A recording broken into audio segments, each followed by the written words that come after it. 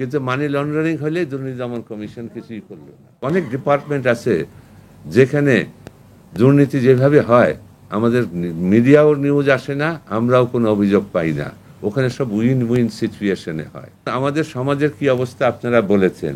দুর্নীতি দমন কমিশনে যারা চাকরি করে তারা ভিন্ন গ্রহ থেকে আসে নাই।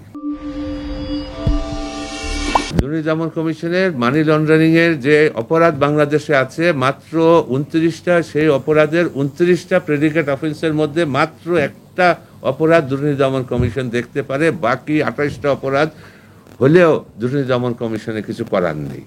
কিন্তু মানি লন্ডারিং হলে দুর্নীতি দমন কমিশন কিছুই করলো না। তাও কোনটা করে, শুধুমাত্র সরকারি কর্মচারী যদি মানি লন্ডারিং করে, সরকারি অর্থ যদি মানি লন্ডারিং করে, শুধু সেটা। আর বাকিরা যে আর অন্য কোনোভাবে যে লন্ডারিং হচ্ছে সেগুলি দেখার দায়িত্ব দুর্নীতি দমন কমিশনের আইনের মাধ্যমে সুযোগ প্রায় বলতে গেলে নাই। আর আরেকটা বিষয় আছে, দুর্নীতির বিষয়টা আছে যেখানে স্টেক হোল্ডার বেশি, সাধারণ লোকজন যেখানে যায় সেসব দুর্নীতির তথ্য আমরা পাই। সেগুলি পত্রপত্রিকায় আসে, বিভিন্ন জায়গায় আসে, সেগুলি আমরা আসি। কিন্তু অনেক ডিপার্টমেন্ট আছে যেখানে দুর্নীতি যেভাবে হয় আমাদের মিডিয়াও নিউজ আসে না, আমরাও কোনো অভিযোগ পাই না। ওখানে সব উইন উইন সিচুয়েশনে হয়। আপনার তহসিল অফিসে যান, আপনি এসিল্যান্ডের কথা বলা হয়েছিল, মিউটেশন, হ্যাঁ মিউটেশন, সে এক পক্ষীয় পয়সা নেয় তারা। আমি মিউটেশন করতে গেলাম, তহসিলদার বেড়া জোর করে তার থেকে টাকা নেয়, এটা প্রচার হয়, এটা বেশি লোক যায়।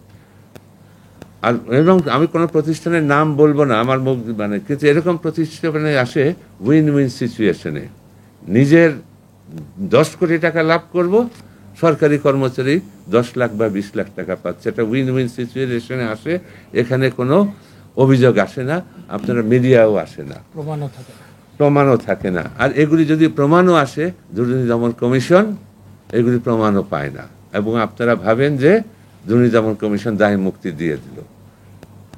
হ্যাঁ, দুর্নীতি দমন আমাদের সমাজের কি অবস্থা আপনারা বলেছেন। দুর্নীতি দমন কমিশনে যারা চাকরি করে তারা ভিন্ন গ্রহ থেকে আসে নাই, তাই তো? তারাও ভালো মন্দ সব জায়গায় আছে। তবে আমরা চেষ্টা করছি, আপনারা জানবেন হয়তো গত 2 বছরে আমরা প্রায় আমাদের যারা কর্মচারী আছে প্রায় 30 জনের বিরুদ্ধে আমরা বিভাগীয় ব্যবস্থা নিয়েছি। কারোর চাকরি গিয়েছে, কারোর পদ নিচের পদে নামিয়ে দেওয়া হয়েছে, বিভিন্ন মেয়াদের শাস্তিও দেওয়া হয়েছে, এবং কিছু কিছু ওই কার্যক্রমও চলছে।